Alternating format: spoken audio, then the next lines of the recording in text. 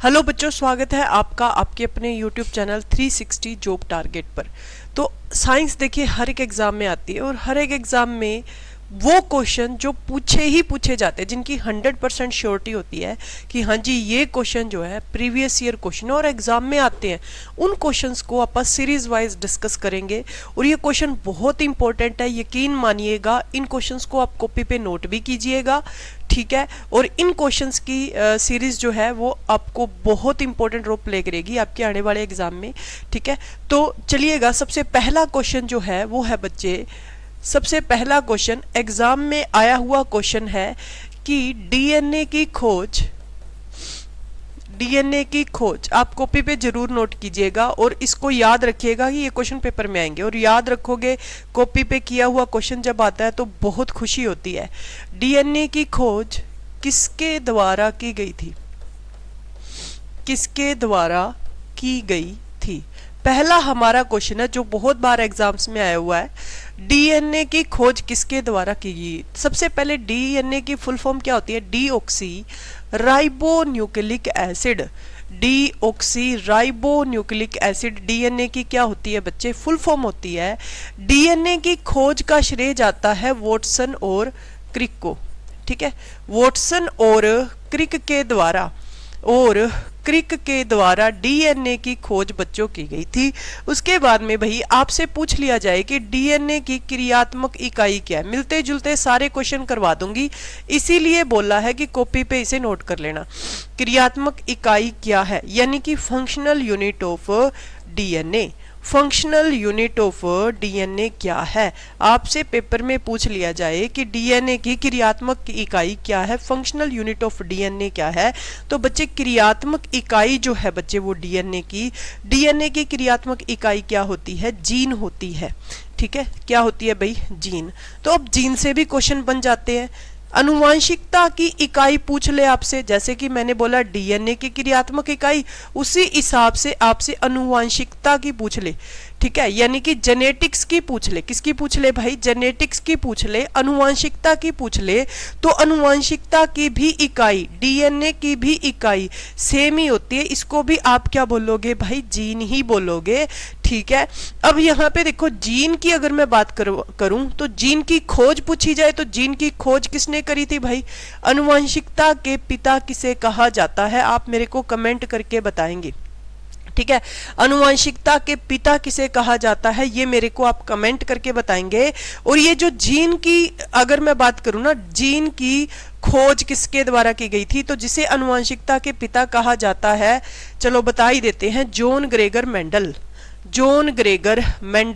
तो मेंडल के द्वारा ही जीन की खोज हुई थी। लेकिन पूछा जाए ना कि वर्तमान में हम जीन बोलते हैं, ये जीन का नाम किसने दिया? ये जीन वर्ड जो है ये किसके द्वारा दिया गया था? तो ये जॉनसन के द्वारा दिया गया था। किसके द्वारा किया गया था? जॉनसन के द्वारा किया गया था, ठीक है।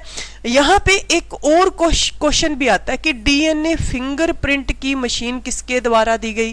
डीएनए फिंगरप्रिंट की मशीन जो है ये किसके द्वारा दी गई थी? तो बच्चे डीएनए फिंगरप्रिंट की जो मशीन है वो किसके द्वारा दी गई थी? डॉक्टर एलिफ जेफरिस के द्वारा, ठीक है। डॉक्टर एलिफ जेफरिस के द्वारा। ये थोड़ा सा आप इसको थोड़ा सा कम कर लेते हैं भाई, क्योंकि ये दिख नहीं रहा है ना।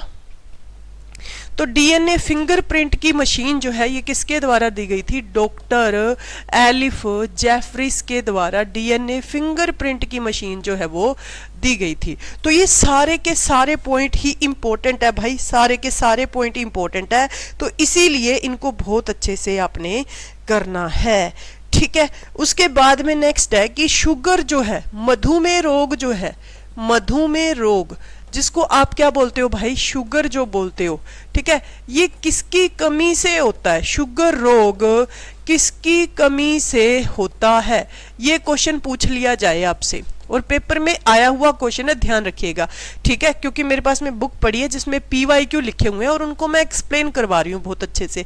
तो मधुमेह रोग किसकी कमी से होता है? तो देखो इंसुलिन की कमी से होता है, ठीक है। इंसुलिन की कमी से मधुमेह रोग होता है, शुगर रोग होता है इंसुलिन की कमी से, ठीक है। अब इंसुलिन की बात करें तो इसकी खोज की थी वेटिंग और बेस्ट ने। आपसे पूछा जाए वेटिंग और बेस्ट ने किसकी खोज की थी तो बताओगे आपने इंसुलिन की। तो दरअसल मुद्दा क्या है कि इंसुलिन और ग्लूकागोन नाम के दो हार्मोन ह्यूमन बॉडी में पाए जाते हैं। ठीक है, ठीक है, इंसुलिन और ग्लूकागोन ये दोनों ही वर्क किसके लिए करते हैं, शुगर के लिए करते हैं। इंसुलिन क्या करता है, अगर ह्यूमन बॉडी में शुगर कम हो गई है, अगर ह्यूमन बॉडी में शुगर कम हो गई है तो उसको क्या करता है, बढ़ा देता है, उसको बढ़ा देता है। और अगर ग्लूकागोन क्या करता है, अगर शुगर बढ़ गई है तो उसको कम करने का काम कौन करता है, ग्लूकागोन करता है। तो इंसुलिन और ग्लूकागोन दोनों ही किसके लिए वर्क करते हैं, दोनों ही शुगर के लिए वर्क करते हैं। किसके लिए वर्क करते हैं, शुगर के लिए वर्क करते हैं ह्यूमन बॉडी में। उसके बाद चलते हैं नेक्स्ट क्वेश्चन की बात करते हैं, मानव नेत्र में कौन सा लेंस पाया जाता है। ठीक है, मानव नेत्र यानी कि ह्यूमन आई, मानव नेत्र यानी कि ह्यूमन आई। ठीक है, ह्यूमन आई, मानव नेत्र यानी कि ह्यूमन आई में लेंस कौन सा होता है। तो बच्चे बता दूं मैं आपको, ह्यूमन आई में जो लेंस होता है ना वो उत्तर लेंस होता है। कौन सा लेंस होता है, उत्तर लेंस यानी कि कन्वेक्स लेंस जो है वो पाया जाता है। और कैमरे में भी उत्तर लेंस ही होता है। ठीक है, ठीक है, कैमरे में भी। अच्छा, अब उत्तल लेंस में, कन्वेक्स लेंस में इमेज कैसी बनती है, वास्तविक और उल्टी। ठीक है, वास्तविक और उल्टी बनती है। ठीक है, इसको इंग्लिश में आप क्या बोलेंगे, रियल एंड इन्वर्टेड। इसे इंग्लिश में आप क्या कहेंगे, इसे इंग्लिश में आप रियल एंड इन्वर्टेड कहेंगे। क्या कहेंगे इसे इंग्लिश में आप, रियल एंड इन्वर्टेड कहेंगे। उसके बाद चलते हैं नेक्स्ट क्वेश्चन पे। नेक्स्ट क्वेश्चन है, मलेरिया रोग किस कारण होता है। भाई वेरी इंपॉर्टेंट क्वेश्चन है, पेपर में बहुत बार पूछा जाता है। मलेरिया रोग, मलेरिया रोग किस कारण होता है, ये क्वेश्चन पेपर में बहुत बार पूछा जाता है। तो मलेरिया रोग बच्चे किस कारण होता है। तो मलेरिया रोग जो होता है ना बच्चे, मलेरिया की अगर मैं बात करूं तो मलेरिया जो होता है ये मादा एनाफ्लीज मच्छर के काटने से होता है। किसके काटने से होता है, मादा एनाफ्लीज मच्छर के काटने से होता है। ठीक है, मादा एनाफ्लीज मच्छर के काटने से मलेरिया होता है। अब ये मादा एनाफ्लीज किस में पाया जाता है, एक परजीवी में पाया जाता है, एक पैरासाइट में पाया जाता है। ठीक है, परजीवी। अब उस परजीवी का नाम क्या है भाई, प्लाज्मोडियम। उस परजीवी का नाम क्या है, प्लाज्मोडियम। तो मलेरिया किस परजीवी से होता है, किस प्रोटोजोआ से होता है, किस पैरासाइट से होता है, पूछ लिया जाए तो आप क्या बताओगे कि मलेरिया जो होता है ना भाई वो प्लाज्मोडियम से होता है। मलेरिया जो होता है वो किस कारण होता है, आपसे पेपर में पूछ लिया जाए तो मलेरिया जो होता है भाई वो प्लाज्मोडियम परजीवी से होता है। एक एक बात जो है वो बोर्ड पर लिख के बता रहे हैं। अच्छा, अब मलेरिया के उपचार के लिए, मलेरिया में ठंड लगती है बच्चे को, है ना, किसी को भी, तो उसके लिए कुनैन नाम की गोली दी जाती है। क्या दी जाती है भाई, कुनैन नाम की गोली दी जाती है। मलेरिया के उपचार में कुनैन नाम की गोली दी जाती है। अब ये जो कुनैन नाम की गोली दी जाती है ना, कुनैन नाम की जो गोली दी जाती है ये किस पौधे की छाल से बनाई जाती है। पेपर में ये क्वेश्चन पूछा जाता है, किस पौधे की छाल से ये गोली जो है ये बनाई जाती है। तो ये बनाई जाती है जी सिनकोना नाम के पौधे के छाल से। किस पौधे की छाल से, सिनकोना नाम के पौधे की छाल से ये बनाई जाती है। किससे बनाई जाती है भाई, सिनकोना पौधे की छाल से ये गोली बनाई जाती है। एक सेकंड भाई, एक सेकंड वेट कीजिएगा। ठीक है,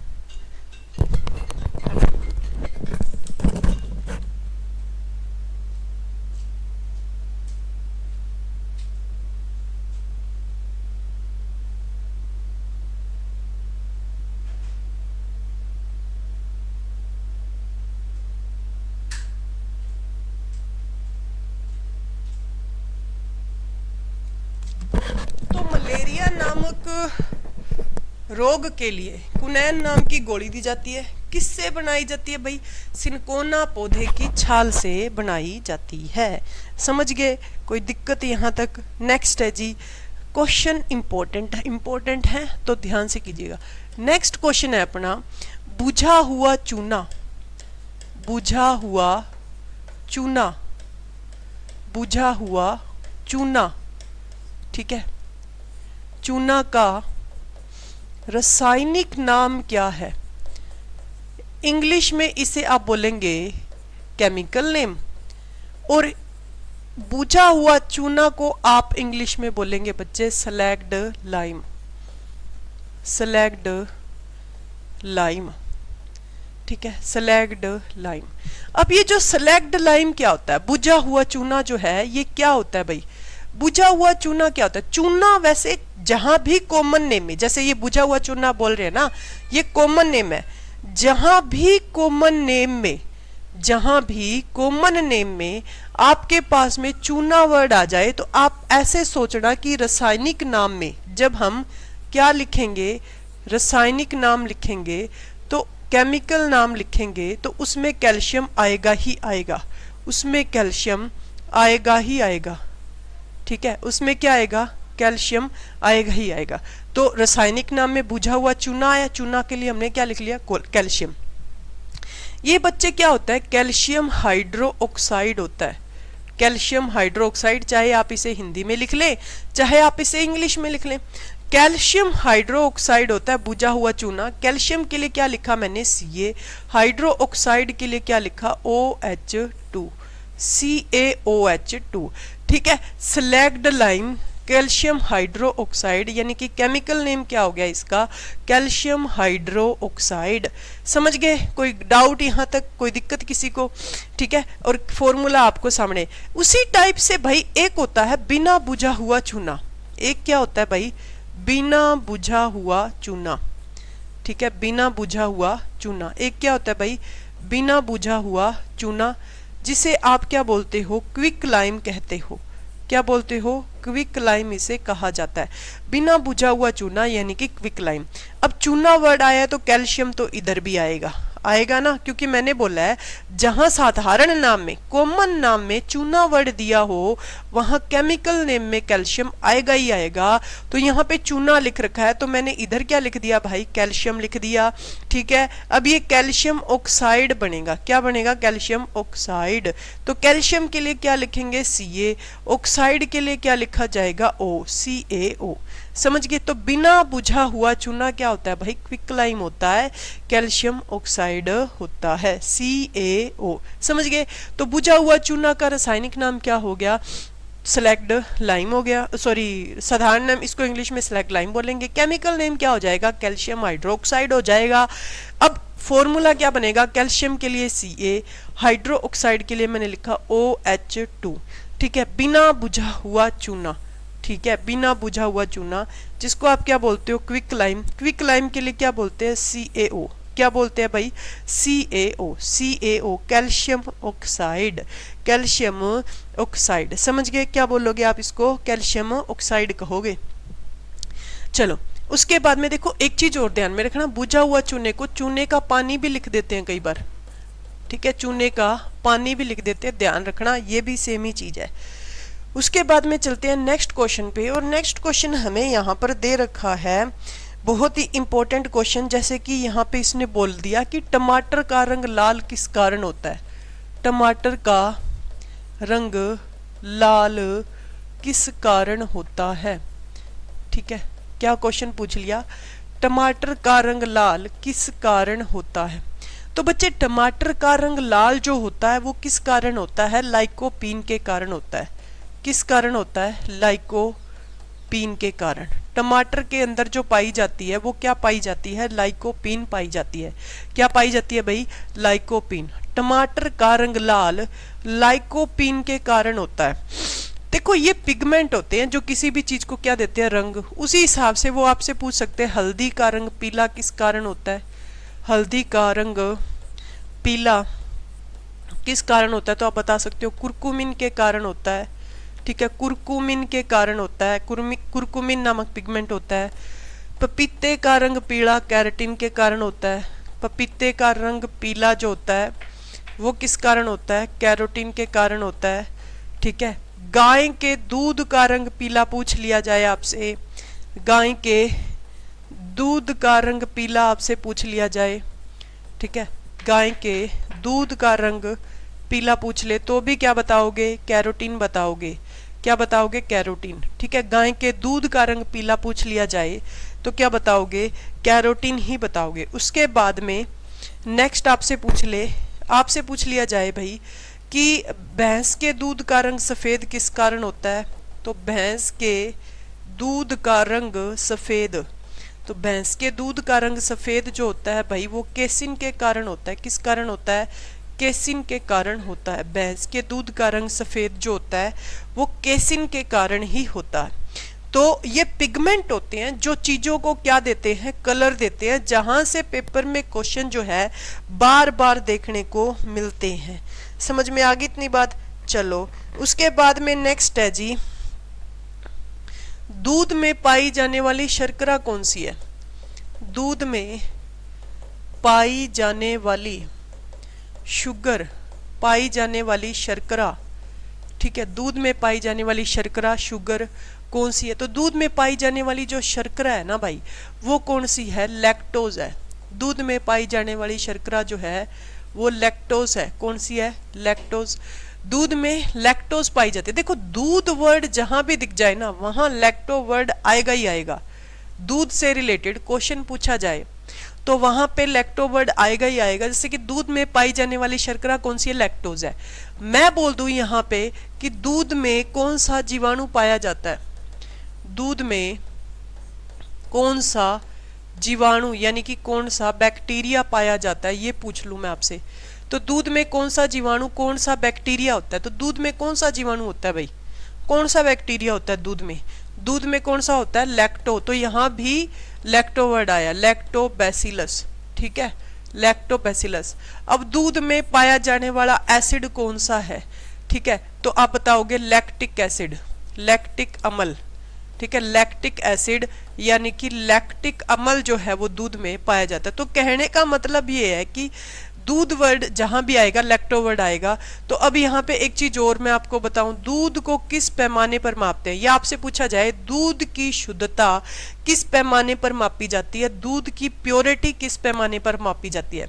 तो दूध की जो शुद्धता होती है ना भाई, दूध की शुद्धता, ठीक है, प्योरिटी जो मापी जाती है वो किस पर मापी जाती है, दूध की शुद्धता मापी जाती है भाई लैक्टोमीटर पर।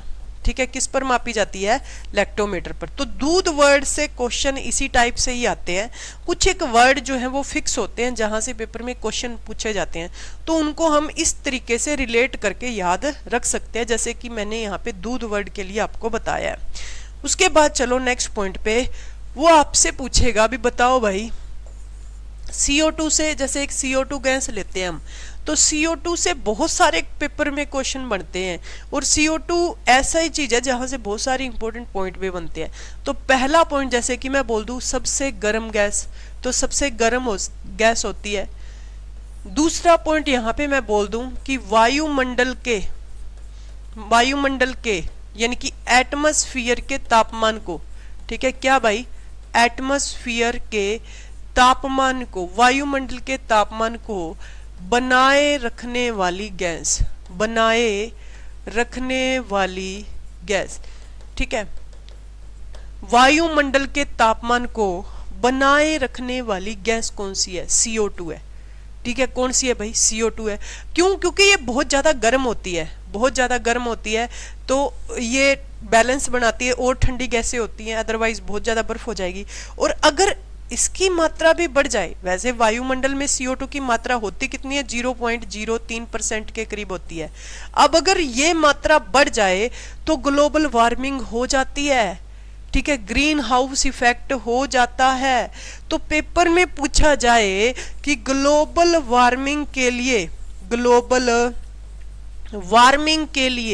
उत्तरदायी गैस कौन सी है। क्या पूछा जाए कि ग्लोबल वार्मिंग के लिए उत्तरदायी गैस कौन सी है, तो ग्लोबल वार्मिंग के लिए उत्तरदायी गैस कौन सी है भाई, CO2। ग्लोबल वार्मिंग के लिए उत्तरदायी गैस कौन सी है, CO2 है। उसी टाइप से आपसे पूछा जाए ग्रीन हाउस इफेक्ट, ठीक है, जिसको आप हरित घर प्रभाव बोलते हो, ग्रीन हाउस इफेक्ट, जिसे आप क्या बोलते हो, हरित घर प्रभाव बोलते हो भाई।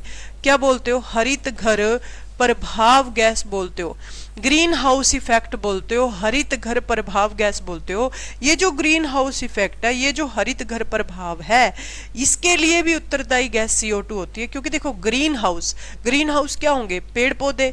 अब अगर CO2 की मात्रा बढ़ गई तो टेम्परेचर एटमॉस्फेयर में बढ़ेगा, एटमॉस्फेयर में टेम्परेचर बढ़ेगा तो पेड़ पौधे और वनस्पतियां जलेंगी। तो पेड़ पौधे और वनस्पतियां जलने से क्या होगा, ग्रीन हाउस इफेक्ट होगा। उसके लिए उत्तरदायी गैस कौन सी है भाई, CO2 है। उसके बाद पूछ ले आपसे नेक्स्ट पॉइंट, देखो ये पॉइंट हो गए। अब यहां पे पूछ लिया जाए सोडा वाटर के लिए उपयुक्त गैस, ठीक है।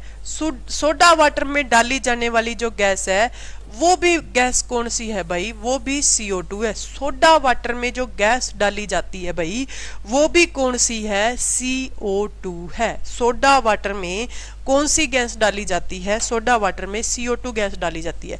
उसके बाद भाई बच्चे आपसे पूछ लिया जाए आग बुझाने के लिए प्रयुक्त गैस, जो आग बुझाने के लिए फायर एग्जीक्यूशन में डाली जाती है। आग बुझाने के लिए फायर एग्जीक्यूशन में, किसमें भाई, फायर एग्जीक्यूशन में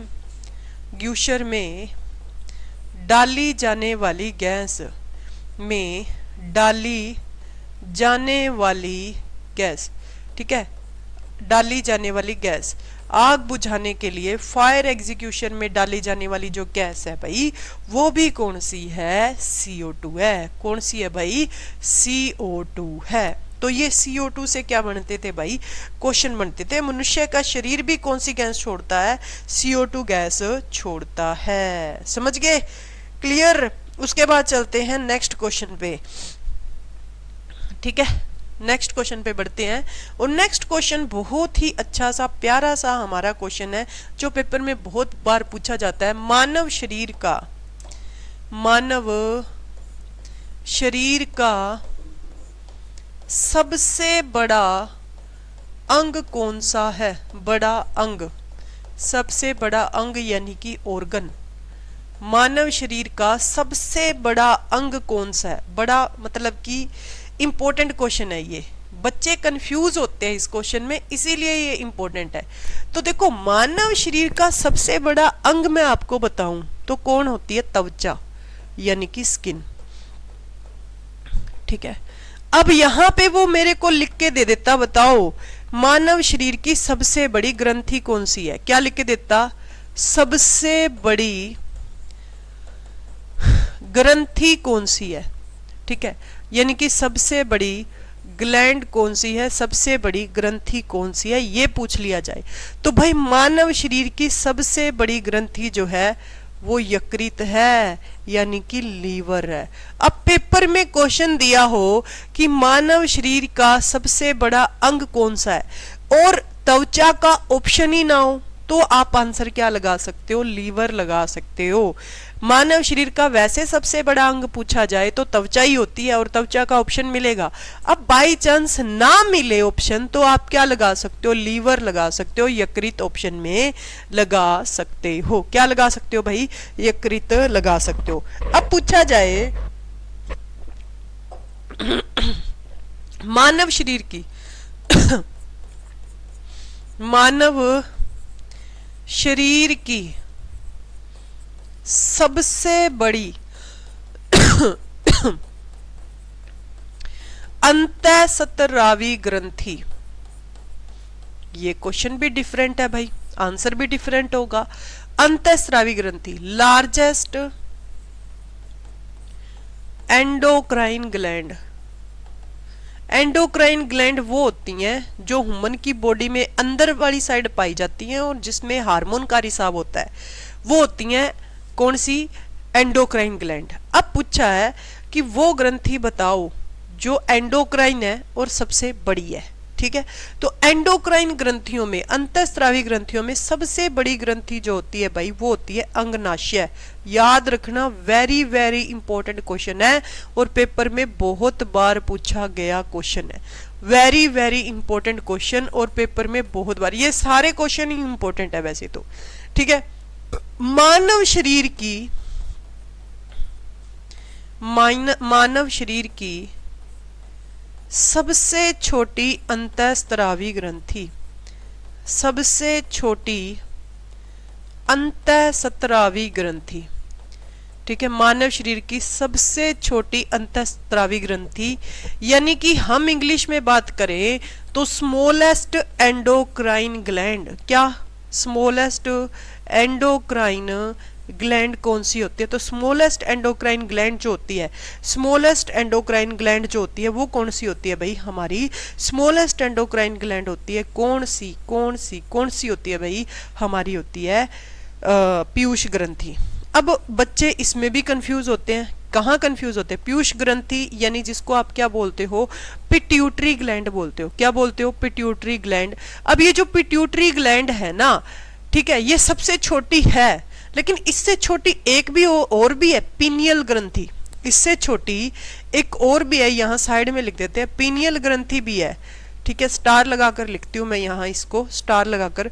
पीनियल भी सबसे छोटी ग्रंथि है, लेकिन भाई पीनियल का ऑप्शन नहीं आता पेपर में, किसका आता है? पीयूष ग्रंथि का ही आता है। पीयूष ग्रंथि को ही स्मॉलेस्ट एंडोक्राइन ग्लैंड भी बोला जाता है, और मास्टर ग्रंथि भी किसे कहा जाता है? पीयूष ग्रंथि को ही कहा जाता है। मास्टर ग्रंथि के नाम से, मास्टर ग्लैंड के नाम से किसे जाना जाता है? पीयूष ग्रंथि को ही मास्टर ग्लैंड के नाम से भाई जाना जाता है। समझ गए? क्लियर है इतनी बात? उसके बाद चलते हैं नेक्स्ट क्वेश्चन। नेक्स्ट क्वेश्चन है, मानव शरीर का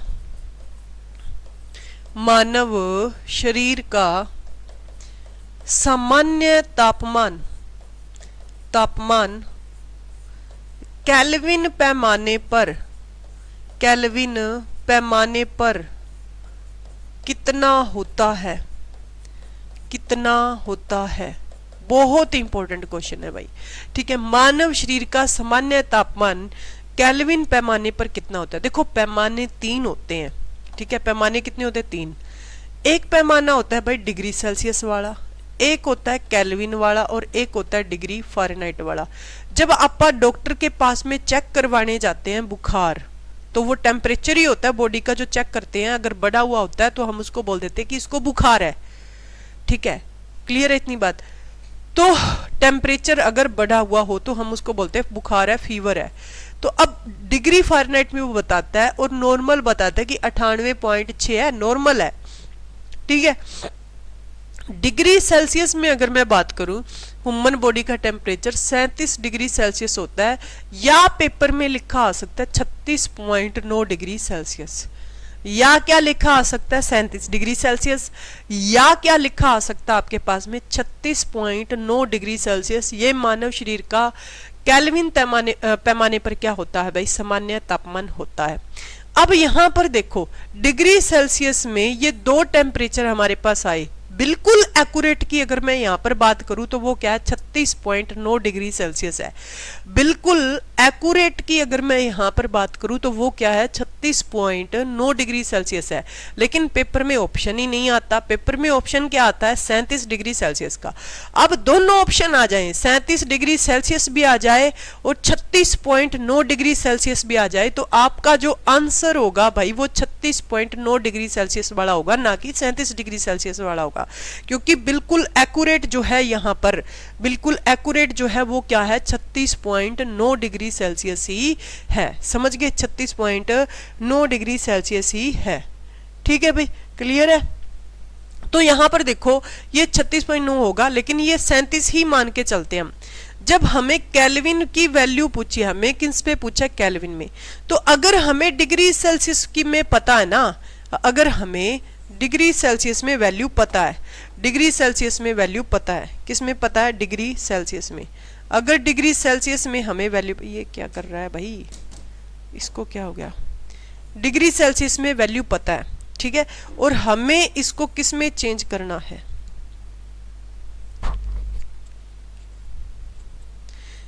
ठीक है, अगर डिग्री सेल्सियस में वैल्यू पता है और हमें इसको किस में चेंज करना है? केल्विन में। तो डिग्री सेल्सियस वाली वैल्यू में कितना जोड़ दिया जाता है?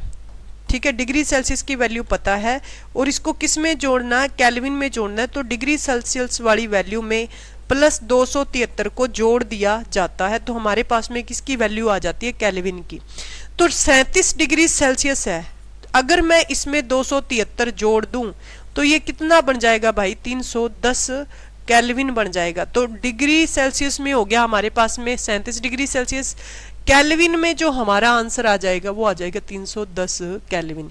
ठीक है, तो मानव शरीर का सामान्य तापमान डिग्री सेल्सियस में पूछा जाए तो आप क्या बताओगे, 37 डिग्री सेल्सियस बताओगे, 36.9 डिग्री सेल्सियस बताओगे, और केल्विन में पूछा जाए तो भाई बताओगे 310 केल्विन, फ़ारेनहाइट में बताओगे तो क्या बताओगे, 98.6 डिग्री फ़ारेनहाइट। ठीक है, समझ में आ गई। कुछ और चीजें भी हैं जो इस चैप्टर से पूछी जाती हैं, जैसे कि कमरे का सामान्य तापमान पूछ लेते हैं। ठीक है, क्या पूछ लेते हैं भाई, कमरे का सामान्य तापमान पूछ लिया जाता है। नॉर्मल रूम टेम्परेचर हमसे पूछ लेते हैं, नॉर्मल रूम टेम्परेचर हमसे पूछ लिया जाता है। तो नॉर्मल रूम टेम्परेचर की अगर मैं बात करूं, सामान्य कमरे के तापमान की अगर मैं बात करूं, नॉर्मल रूम टेम्परेचर की अगर मैं बात करूं, तो नॉर्मल रूम टेम्परेचर जो होता है वो क्या होता है भाई, नॉर्मल रूम टेम्परेचर जो होता है वो क्या होता है, सामान्य कमरे का तापमान जो होता है वो क्या होता है, 27 डिग्री सेल्सियस। कितना होता है, 27 डिग्री सेल्सियस। सामान्य कमरे के तापमान की अगर मैं बात करूं तो वो होता है 27 डिग्री सेल्सियस। अब ऑब्वियस सी बात है 27 डिग्री सेल्सियस है, तो अगर मैं इसमें 273 जोड़ दूं तो ये कितना हो जाएगा, 310 केल्विन। तो केल्विन में अगर हमसे पूछा जाए तो 310 केल्विन जो हो जाएगा वो सामान्य हो जाएगा। अब अगर मेरे से पूछा जाए कि कमरे का सामान्य तापमान डिग्री फ़ारेनहाइट में बताओ कितना होगा, ठीक है, तो अब तो कहानी उलझ गई भाई। ठीक है, याद है तो ठीक है, तो नहीं तो फिर गड़बड़ हो जाएगी। मेरे से पूछा गया बताओ कि कमरे का सामान्य तापमान जो होता है वो डिग्री फ़ारेनहाइट में कितना होता है, मेरे से ये क्वेश्चन पूछ लिया गया, तो मैं क्या करूंगी, जब मेरे से डिग्री फ़ारेनहाइट में पूछा जाएगा तो डिग्री सेल्सियस वाली वैल्यू को फ़ारेनहाइट में बदलने के लिए, किसमें, फ़ारेनहाइट में बदलने के लिए एक छोटा सा फॉर्मूला लगता है, F इज इक्वल टू, ठीक है, F इज इक्वल टू 9/5 गुणा C प्लस में 32, 9/5 गुणा C प्लस में 32। अब 9/5 गुणा C की वैल्यू हमारे पास में क्या है, हमें पता है क्या है, 27 है। ठीक है, 27 प्लस में 32। अब इसको कैलकुलेट करने के लिए बहुत सारे बच्चे जो हैं कैलकुलेशन ही नहीं आती, तो इसको कैलकुलेट करने के लिए हम बोर्ड मास का रूल लगाते हैं भाई। कौन सा रूल लगाते हैं, बोर्ड मास का रूल लगाते हैं। कौन सा रूल लगाते हैं, बोर्ड मास का। यानी कि अगर ब्रैकेट है तो ब्रैकेट खोलेंगे, ऑफ है तो ऑफ खोलेंगे, डिवीजन है तो मेरे पास में डिवीजन है, मैं डिवीजन करूंगी सबसे पहले, लेकिन मैं डिवीजन की बजाय मेरे को मल्टीप्लिकेशन आसान लग रही है तो मैं मल्टीप्लिकेशन करूंगी, क्योंकि डिवीजन और मल्टीप्लिकेशन एक दूसरे के क्या होते हैं, उल्टे होते हैं। तो मैंने 27 को पहले 9 से मल्टीप्लाई किया, ये क्या आ गया, 9 7 63 आ गया, 6 हासिल बच गई, 9 दूनी 18, 18 और 2 20, 20 और 4 24, यानी कि ये मेरे पास में आ गया 243/5। तो जब मैं इसको करूंगी, ये 5 चौके 20, 4 बच गया, ठीक है, तो 5 चौके 20, 4 बचा, 5 8 40, ये आ जाएगा 48.6। अब अगर मैं इसमें क्या ऐड करूंगी, 32.0 ऐड करूंगी तो ये आ जाएगा 6, 8 और 2 10, 4 और 3 7 और 1 8, यानी ये आ जाएगा भाई 80.6 डिग्री फ़ारेनहाइट। तो फ़ारेनहाइट पैमाने पे क्या आ जाएगा, 80.6 डिग्री फ़ारेनहाइट आ जाएगा सामान्य कमरे का तापमान। अगर आप इसको याद रख सकते हो तो बहुत अच्छी बात है, लेकिन ये फॉर्मूला याद रखना बहुत ज़्यादा जरूरी है। वो किसी भी वैल्यू को लिख के दे सकता आपको वो कोई भी वैल्यू लिख कर दे देगा और बोलेगा बताओ कि क्या होता है इसका तापमान। तो इस वजह से कोई भी वैल्यू लिख कर देगा तो आप ये इजीली जो है वो कर सकते हो। उसके बाद चलते हैं नेक्स्ट पॉइंट पे। नेक्स्ट पूछता है कि परम शून्य तापमान, बहुत बार पूछा गया question, very very important question है, परम शून्य तापमान। ठीक है, परम शून्य तापमान यानी कि एब्सोल्यूट जीरो, परम शून्य तापमान यानी कि एब्सोल्यूट जीरो। परम शून्य तापमान की अगर मैं वैल्यू की बात करूं, एब्सोल्यूट जीरो की अगर मैं वैल्यू की बात करूं, तो परम शून्य तापमान जो है ये क्या होता है, तापमान का एक ऐसा मान जिससे छोटी वैल्यू कोई भी संभव ही ना हो। तापमान का एक ऐसा मान जिससे छोटी वैल्यू कोई भी संभव ना हो उसे क्या बोलते हैं, परम शून्य तापमान, यानी कि तापमान की सबसे छोटी वैल्यू, इसको एब्सोल्यूट बोलते हैं। और ये ध्यान रखना 0 केल्विन होती है। तीनों ऑप्शन दिए मिलते हैं हमको, 0 kelvin, 0 degree Celsius, 0 degree Fahrenheit, ये तीनों ऑप्शन लिखे मिलेंगे। लेकिन हमारे पास में 0 केल्विन आएगा। 0 केल्विन 0 डिग्री सेल्सियस से भी छोटा होता है, 0 डिग्री फ़ारेनहाइट से भी छोटा होता है, ये सबसे छोटा है। ठीक है, समझ में आ गई। तो इसको मैं अरेंज करके लिखूं, पहले केल्विन छोटा होता है, उसके बाद इस केल्विन से बड़ा फ़ारेनहाइट, फ़ारेनहाइट से बड़ा क्या होता है, सेल्सियस। तो ये आप इस टाइप से लिख सकते हैं। ठीक है, इसमें अगर मैं निशान लगाना चाहूँ तो ये पूछते हैं पेपर में। ठीक है, अब यहां पर देखो ये 0 केल्विन जो है, अब 0 केल्विन किसके बराबर, कितने डिग्री सेल्सियस के बराबर होता है। ठीक है, कितने डिग्री सेल्सियस के बराबर होता है, तो 0 केल्विन है। 0 केल्विन को मेरे को सेल्सियस में लेकर जाना है। देखो, जब हमें सेल्सियस वाली वैल्यू को केल्विन में लेके जाना पड़े तो हम प्लस 273 करते हैं, लेकिन मेरे को अगर केल्विन वाली वैल्यू को सेल्सियस में लेके जाना है तो केल्विन वाली वैल्यू में से माइनस 273 कर दिया जाएगा। सिंपल सा फंडा है भाई। सेल्सियस वाली वैल्यू को अगर केल्विन में लेके जाना है तो प्लस 273, केल्विन वाली वैल्यू को अगर सेल्सियस में चेंज करना है तो माइनस 273। सिंपल सी बात हो गई ये तो। ठीक है, अब 0 केल्विन को सेल्सियस में बदलेंगे तो 0 माइनस 273 कर देंगे, ये क्या आ जाएगा, माइनस 273 डिग्री सेल्सियस। अब पेपर में क्वेश्चन क्या आता है, 0 केल्विन कितने डिग्री सेल्सियस के बराबर है, तो माइनस 273 डिग्री सेल्सियस के। कर लोगे ना चीजें, बहुत आसान चीजें हैं, बस इनको समझने की जरूरत है और ये पेपर में पूछी जाती हैं बार बार। तो इस वजह से इन चीजों को बहुत अच्छे से हमने करना है। अब यही इसी चैप्टर से एक क्वेश्चन बहुत बार पेपर में रिपीट हुआ कि कितने मतलब तापमान का ऐसा मान बताओ जहां फ़ारेनहाइट और डिग्री सेल्सियस की वैल्यू जो है वो समान होती है। क्या भाई, तापमान का एक ऐसा मान जहां डिग्री सेल्सियस और फ़ारेनहाइट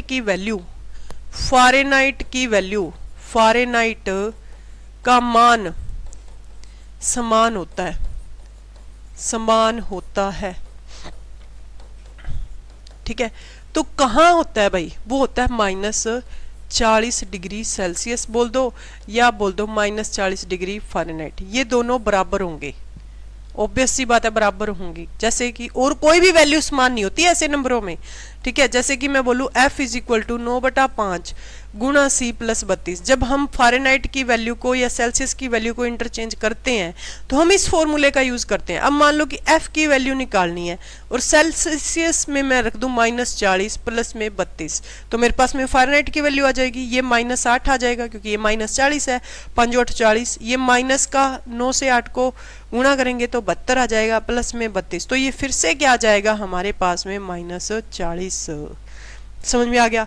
तो जब हम डिग्री सेल्सियस की वैल्यू को फ़ारेनहाइट में बदलते हैं या फ़ारेनहाइट की वैल्यू को डिग्री सेल्सियस में बदलते हैं तो हमारे पास में माइनस 40 एक ऐसा मान है जहां वैल्यूज क्या आती हैं, हमारे पास में समान आती हैं। वैल्यूज हमारे पास में क्या आती हैं भाई, समान आती हैं। तो माइनस 40 का मान जो है उसको आप बहुत अच्छे से ध्यान में रखेंगे। क्लियर है। तो नेक्स्ट क्वेश्चन की बात करते हैं भाई। नेक्स्ट क्वेश्चन है भाई आपका भारी जल। बहुत बार पेपर में क्वेश्चन पूछा जाता है यहाँ से। भारी जल यानी कि हैवी वाटर, भारी जल यानी कि हैवी वाटर, हैवी वाटर, भारी जल यानी कि हैवी वाटर। तो देखो भारी जल यानी कि हैवी वाटर की अगर मैं बात करूं तो भारी जल क्या होता है, हैवी वाटर क्या होता है, भारी जल क्या होता है, हैवी वाटर क्या होता है, ड्यूटेरियम ऑक्साइड, ड्यूटेरियम ऑक्साइड। ठीक है, इंग्लिश में भी इसे ड्यूटेरियम ऑक्साइड ही बोलेंगे। तो ड्यूटेरियम ऑक्साइड होता है भारी जल, जिसको आप बोलते हो D2O। क्या बोलते हो, D2O। तो ये बन गया ड्यूटेरियम ऑक्साइड, जिसकी खोज जो की थी, किसने की थी, HC उर्रे ने। ठीक है, HC उर्रे या कई बार लिखा जा सकता है HC यूरे। ठीक है, भारी जल का पूछ लेते हैं भाई अणु भार कितना होता है, भारी जल का मोलिकुलर वेट पूछ लेते हैं, अणु भार पूछ लेते हैं कितना होता है, मोलिकुलर वेट कितना होता है, तो आप बताओगे 20 मोल। ठीक है, कितना होता है भाई, 20 मोल होता है। अणुभार पूछा जाए, भारी जल का मोलिकुलर वेट पूछ लिया जाए तो वो क्या होता है, 20 मोल होता है। तो भाई चैनल को सब्सक्राइब कर लेना। लगभग 40 मिनट हुए हैं और 40 मिनट में मैंने आपको 100 के करीब क्वेश्चन जो है वो डिस्कस करवा दिए, छोटे मोटे मिला के एक्सप्लेनेशन के साथ में। तो एक एक चीज़ इंपॉर्टेंट है, कॉपी लगा लेना। डेली ऐसी क्लास आएगी, जल्द से जल्द लाइव भी दोबारा से आना शुरू करेंगे, लेकिन आपका सपोर्ट चाहिए। Okay ji, thank you so much. Channel को सब्सक्राइब कर लेंगे। ओके जी।